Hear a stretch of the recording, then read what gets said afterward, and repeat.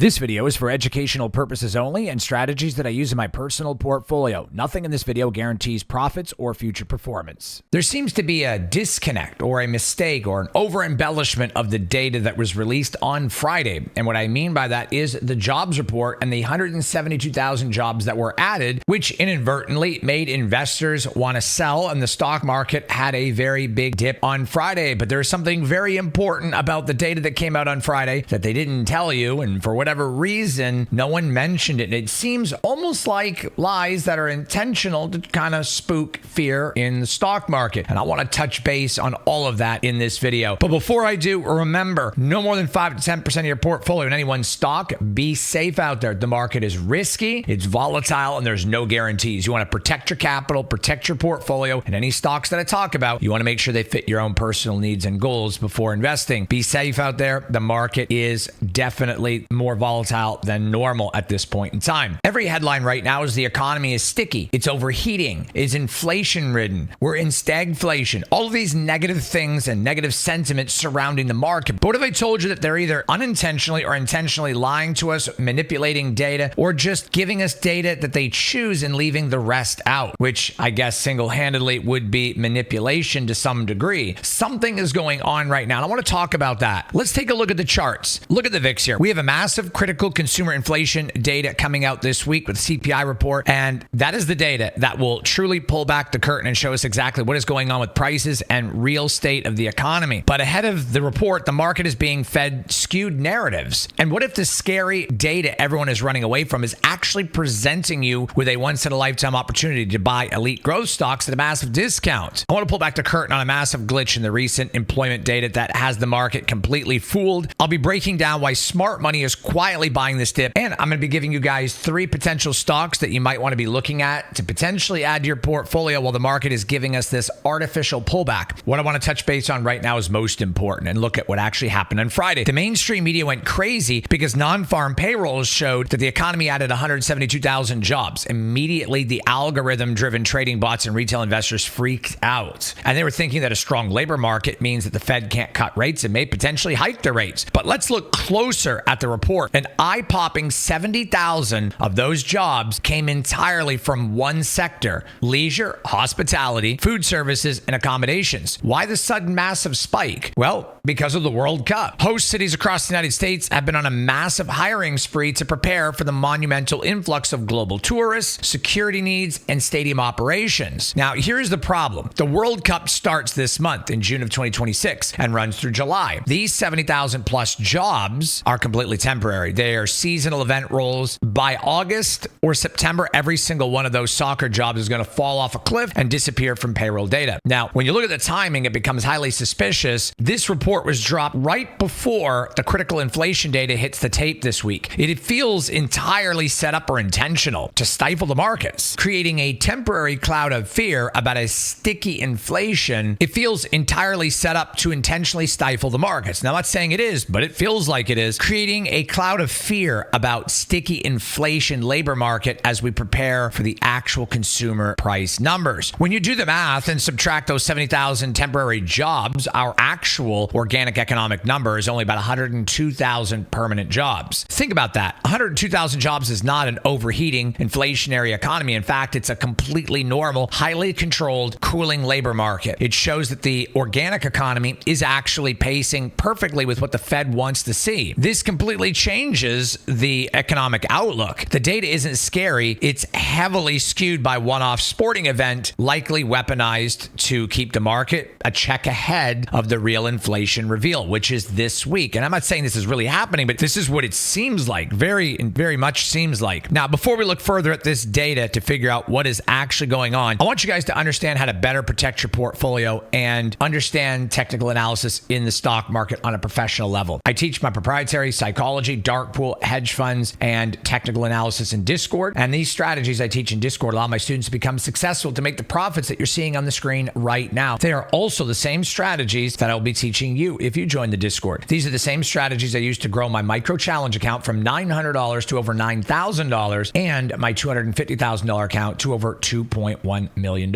If you guys want to take control of your financial future and you want to understand the stock market better and understand the frameworks of how to become become a better investor and a better trader. I would love to help you grow your portfolio. The link to get started is in the information box below. And like I said many times, I was bankrupt only 7 years ago, and investing in the stock market changed my life. So I set out on a plan to help others just like you. If you guys want to take control of your portfolio and your future and achieve your goals, I would love to help you. Like I said, the link is in the information box below. I look forward to helping you grow your portfolio, and I look forward to seeing you real soon in the Discord. Now, why is this data being overlooked, and is it intentional? Look, we have perma bears like Michael Burry constantly out there beating the drum, warning that we are in a massive historical asset bubble. When a report like this drops, the bears immediately latch on to the headline number or push the narrative that inflation is going to spike and the market is doomed. When you look at the VIX, it's pretty natural for it to spike up a little bit. It's been on a pretty big downtrend here, as you guys can see. And whether this data is intentional effort by agencies to make the economy look stronger, or it's artificially clamped down in the market momentum ahead of CPI print, the reality is the same. It is highly unlikely to affect the stock market long term. Why? Because the market is a forward-looking mechanism. The institutional smart money doesn't just read the front page headline, they dig into the items. The institutional smart money doesn't just read the front page headline. They know these jobs are temporary. They dig into the line items. And because the underlying permanent job growth is actually lower and completely stable, the Fed is more likely to hold rates steady or prepare for rate cuts rather than even think about a rate hike. This turns a supposedly negative market event into a neutral or arguably highly positive environment for equities. The narrative is broken. That is exactly where the opportunity is born. To prove the broader market is resilient but not hyperinflationary, let's look at the detailed regional data that came out right before this, specifically the Chicago PMI, or Purchasing Managers Index. This report absolutely blew the doors off the market, surging over 13 points to hit a massive 62.7. For context, anything above 50 is expansion in the manufacturing sector, and a print of 62.7 is a 4-year high, signaling a powerful underlying recovery in manufacturing demand and business activity. Now, if you look at the side charts right here, you can see that the growth expectation is beating previous months. And not only that, we have a rise expectation in food price, which is actually lower than it was in April. 1-year gas prices are lower. We also have the 1-year income growth, which is also stable. And when you look at all of this data and put it all together, it's painting a pretty strong picture here. What is the Fed going to do with this combination of data? When you couple a highly robust manufacturing sector with a labor market that is actually modest and cooling once you strip away the temporary soccer jobs, it gives the Federal Reserve the ultimate playbook. It proves the economy is strong enough to avoid a severe recession, but the labor market isn't tight enough to drive wage push inflation. This completely validates the steady path. We aren't looking at rate hikes. Instead, once these temporary summer jobs fall off the payrolls and fall, it clears a pristine path for the Fed to comfortably introduce rate cuts on a stable economy. This is something really to think about because it lines up almost perfectly with going into fall and going into midterms. So this is all kind of jumbling together, and it is extremely odd that we're getting this data the way we're getting it. And because the market is throwing this tantrum over the flawed headline, we have an artificial dip potentially to buy stocks at a discount right now. But you want to be safe, like I said. No more than 5 to 10% of your portfolio in any one stock. Do not buy stocks just because they're in videos. Make sure that they fit your personal investing goals. And be safe. Protect your capital. The market's volatile. There's no guarantees in anything. But what we do know is time plus patience and good stocks equals profits in the long run. 3 stocks I want to talk about. First, SoFi. And I told my Discord to buy SoFi when it dipped to $15.50 on Friday. It's already back up into the mid-16s. Now, SoFi, from a technical perspective, has been carving out a massive long-term accumulation base. It continually tests and holds high major historical support floors, making the downside risk incredibly well-defined. Analysts widely view SoFi as a premier fintech disruptor that is consistently growing its high-margin tech platform and member base. Now, when interest rate fears temporarily suppress financial stocks, SoFi becomes the prime target to scoop up on the dip before the macro outlook shifts back to rate cuts. And as you guys can see, SoFi has looked incredibly strong over the past few months, stabilizing between $15 and $18. It had a run recently almost to $20, but now it is down again, and because of this market. And we see this downtrend that SoFi's in. I had drawn a line last week to see the downtrend, and it broke out of that. And when we draw it this way, you can see there's a wedge forming, and the support floor floor is right around here. Okay. This is where the test zone is in the $15 range. And this wedge is perfectly forming, if we were to do this, somewhere in here for July, which is the end of soccer. Isn't that crazy when you think about that? Like, let that sink in. I'm drawing a line here, which dictates a pattern of events on the stock and its price action, and the AVP, which this orange line right here is the support. It is the support over the past few months. And when you draw this line on each side, it's a wedge. And in this wedge, you can clearly see that it is going to be somewhere between end of June and end of July. So it's looking like the reports as we get them on the economy are going to be very, very important to understand what's likely to continue happening in the stock market, and rate cuts being the narrative again, and the stock market recovering right at the end of these soccer jobs or the World Cup that's taking place in North America. So that's something to really consider. The next stock to potentially look at to add to your portfolio on the dip is Navitas. Now, Navitas, talk about a massive infrastructure play. Recently skyrocketed after showcasing its ultra-efficient GaN fast power delivery. Talk about a massive infrastructure play. Navitas recently skyrocketed after showcasing its ultra-efficient GaN fast power delivery boards